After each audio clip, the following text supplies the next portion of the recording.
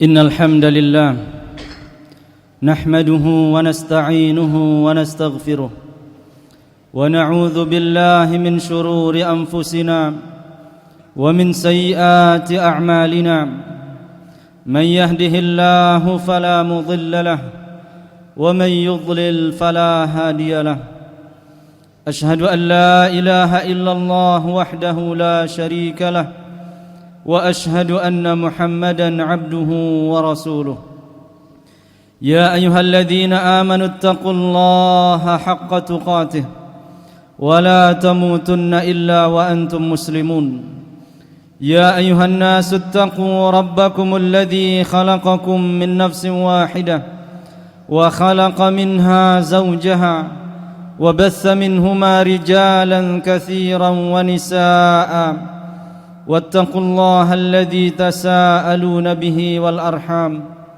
إن الله كان عليكم رقيبا يا أيها الذين آمنوا اتقوا الله وقولوا قولا سديدا يصلح لكم أعمالكم ويغفر لكم ذنوبكم ومن يطع الله ورسوله فقد فاز فوزا عظيما أما بعد فإن أحسن الكلام كلام الله وخير الهدى هدى محمد صلى الله عليه وسلم وشر الأمور محدثاتها فإن كل محدثة بدعة وكل بدعة ضلالة وكل ضلالة في النار. Ma'asyiral muslimin, sidang Jumat rahimani wa rahimakumullah. Ketahuilah bahwasanya Allah Subhanahu wa taala memerintahkan kita dengan berbagai perintah dan juga melarang kita dari berbagai macam larangan. Dan orang yang taat kepada Allah Subhanahu wa taala dialah orang yang paling sukses dan paling beruntung. Sebagaimana firman Allah Subhanahu wa taala, "Wa may yuti'illaha wa rasulahu faqad faza fawzan 'azima." Siapa yang taat kepada Allah dan Rasulnya, maka sungguh dia telah sukses dengan kesuksesan yang besar. Dan perlu kita ketahui bahwasanya perintah Allah Subhanahu wa taala ada yang bersifat wajib, ada pula yang bersifat mustahab atau sunnah. Dan seorang mukmin hendaklah bersemangat untuk mengamalkan kedua-duanya, baik perintah yang bersifat wajib maupun juga perintah yang bersifat sunnah. Para sahabat yang mulia radhiyallahu anhum ajma'in telah mencontohkan kepada kita bagaimana semangat mereka di dalam mengamalkan perintah-perintah Nabi sallallahu alaihi wasallam meskipun ia adalah perintah yang sunnah. Sebagaimana dalam hadis riwayat Imam Muslim rahimahullahu taala dari sahabat Anbasah bin Abi Sufyan, qala sami'tu Umma Habibah radhiyallahu anha taqul qalat sami'tu Rasulullah sallallahu alaihi wasallam yaqul. Dari Anbasah, ia mengatakan, aku mendengar Ummu Habibah berkata. Kemudian Ummu Habibah mengatakan, aku mendengar Rasulullah sallallahu alaihi wasallam bersabda, man shalla thintai atau ithnatai asyrata rak'atan fi yaumin wa lailatin bunya lahu bihinna baitun fil jannah. Siapa yang salat dalam sehari semalam sebanyak 12 rakaat, maka Allah akan bangunkan untuknya rumah di surga. Kemudian yang menarik di sini adalah ucapannya Ummu Habibah radhiyallahu anha, di mana beliau mengatakan, ma taraktuha mundu sami'tuha min Rasulillah sallallahu alaihi wasallam.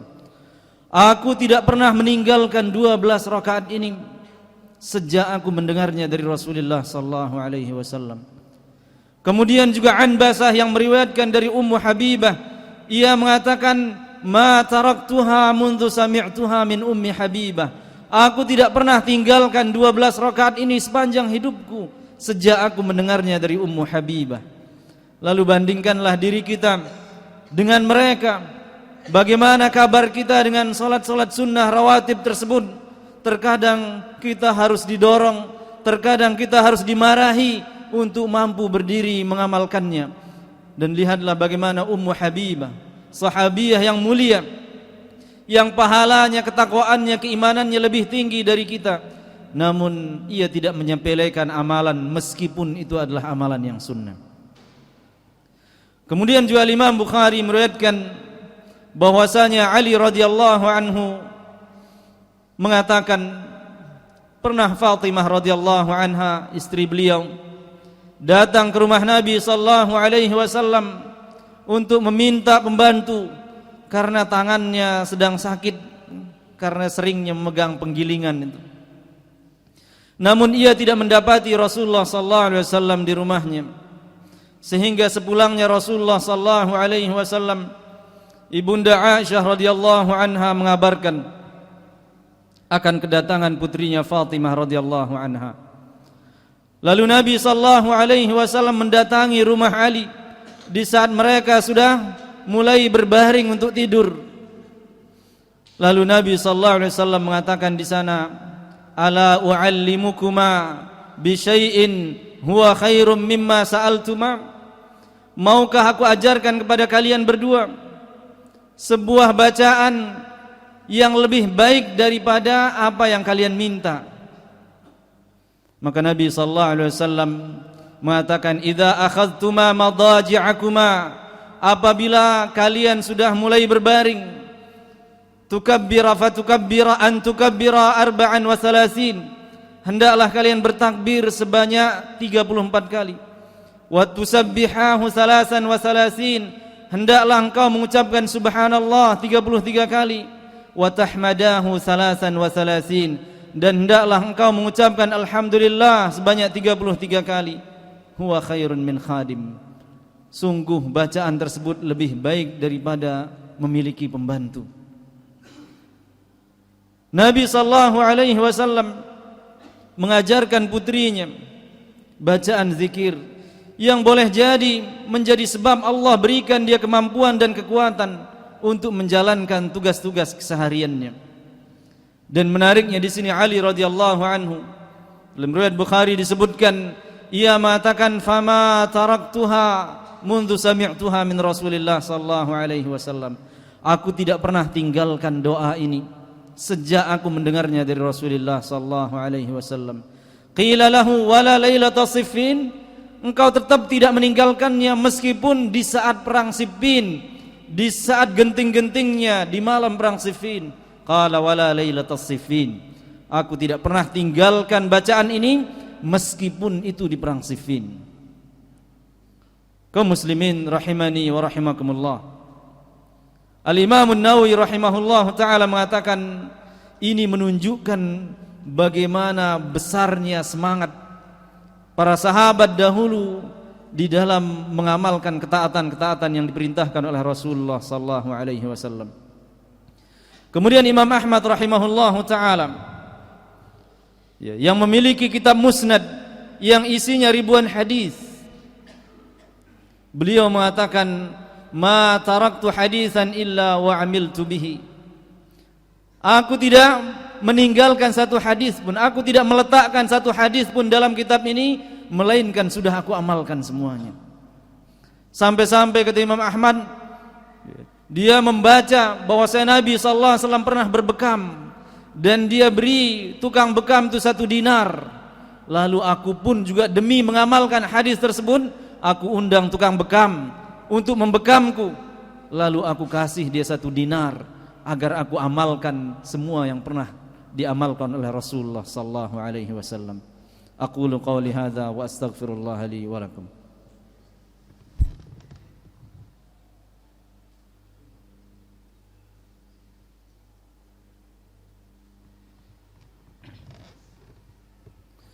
Alhamdulillah ala ihsanih wasyukru lahu ala taufiqihi wa amtinanih. Ashhadu an la ilaha illallah wahdahu la syarika lah ta'ziman li sya'nih, wa ashhadu anna Muhammadan abduhu wa rasuluh ad-da'i ila ridwanih. Kaum muslimin sidang Jumat rahimani wa rahimakumullah, mengamalkan sunnah-sunnah Nabi sallallahu alaihi wasallam memiliki keutamaan yang sangat banyak sekali. Di antaranya mengamalkan sunnah-sunnah Nabi sallallahu alaihi wasallam tentunya setelah mengamalkan yang wajib bisa menjadi sebab dicintainya kita oleh Allah Subhanahu wa taala. Sebagaimana dalam hadis qudsi Allah Subhanahu wa taala berfirman, wa ma taqarraba ilayya 'abdi bi syai'in ahabba ilayya mimma aftaradtuhu alaih. Tidaklah seorang hamba mendekatkan diri kepadaku dengan amalan yang lebih aku cintai daripada yang aku wajibkan padanya. Wa ma yazalu 'abdi yataqarrabu ilayya bin nawafil hatta uhibbahu. Kemudian hambaku terus senantiasa mendekatkan dirinya kepadaku dengan yang sunnah-sunnah sehingga aku pun mencintainya. Kemudian kalau Allah sudah mencintai kita, apa yang kita dapatkan? Allah Subhanahu wa taala mengatakan, fa idza ahbabtuhu, apabila aku sudah mencintainya, kuntu sam'ahu alladhi yasma'u bih, wa basarahu alladhi yubsiru bih, wa yadahu alladhi yabtishu biha, wa rijlahu alladhi yamshi biha. Kalau aku sudah mencintainya, aku akan menjadi pandangan yang dengannya dia memandang, pendengaran yang dengannya dia mendengar. Kata para ulama, Allah akan jaga pandangannya sehingga ia mudah mengarahkannya ke hal yang baik-baik. Allah akan jaga pendengarannya sehingga dia mendengarkan yang bagus-bagus. Allah akan jaga tangan dan kakinya sehingga dia melangkahkannya ke tempat yang baik-baik. Kemudian di antara keutamaannya juga mengamalkan sunnah Nabi mengatakan, wala in sa'alani la u'tiyannah. Kalau dia berdoa kepadaku, aku akan kabulkan. Wala in ista'adzani la u'idhannah. Kalau dia mohon perlindungan kepadaku, maka aku akan lindungi dia. Keutamaan yang sangat banyak sekali. Namun betapa kaum muslimin begitu zuhud dari mengamalkan yang sunnah-sunnah, bahkan wal'iyadzu billah yang wajib-wajib pun banyak mereka tinggalkan. Kemudian di antara faidah juga mengamalkan yang sunnah-sunnah adalah amalan yang sunnah ini akan melengkapi kewajiban-kewajiban yang kita lakukan dengan penuh kelalaian. Sebagaimana sabda Nabi sallallahu alaihi wasallam tentang salat, inna awwala ma yuhasabu bihil 'abdu yaumal qiyamah min 'amalihi as-salah. Sesungguhnya amalan yang paling pertama dihisab pada hari kiamat adalah salat. Fa in salahat faqad aflaha wa anjaha. Bila salatnya bagus, maka dia telah berhasil, dia telah beruntung. Wa in fasadat faqad khaba wa khasira. Tapi bila catatan salatnya rusak, maka sungguh dia telah merugi. Kemudian apabila didapati amal-amal salat yang wajib ini ternyata banyak kekurangan, maka Allah menyeru mengatakan, unzuru hal li'abdi min tatawwu'. Lihatlah apakah hambaku ini memiliki salat-salat sunnah, sehingga salat-salat wajib yang penuh kelalaian dia tunaikan dengan penuh kekurangan disempurnakan dengan salat-salat sunnah yang pernah dia lakukan di dunia. Mudah-mudahan Allah Subhanahu wa taala senantiasa memberikan kita semangat dan kekuatan untuk mengamalkan perintah-perintahnya, baik yang wajib maupun yang sunnah. Innallaha wa malaikatahu yusalluna 'alan nabi ya ayyuhalladzina amanu sallu 'alaihi wa sallimu taslima. Allahumma salli 'ala Muhammad wa 'ala ali Muhammad kama sallaita 'ala Ibrahim wa 'ala ali Ibrahim innaka Hamidum Majid. Wa barik 'ala Muhammad wa 'ala ali Muhammad kama barakta 'ala Ibrahim wa 'ala ali Ibrahim innaka Hamidum Majid. Allahumma ighfir lil muslimin wal muslimat wal mu'minin wal mu'minat al ahya'i minhum wal amwat innaka sami'un qaribun mujibud da'awat. Rabbana la tuzigh qulubana ba'da idh hadaytana wa hab lana min ladunka rahmah innaka antal wahhab. Allahumma arinal haqqa haqqan warzuqna ittiba'ah wa arinal batila batila warzuqna ijtinabah. Allahumma a'inna ala dhikrika wa syukrika wa husni ibadatik. Allahumma inna nas'aluka ilman nafi'a wa rizqan tayyiba wa amalan mutaqabbala. Rabbana atina fid dunya hasanah wa fil akhirati hasanah wa qina adzaban nar. Wa sallallahu ala nabiyyina Muhammad wa ala alihi wa sahbihi wa sallam wa akhiru da'wana anil hamdulillahi rabbil alamin.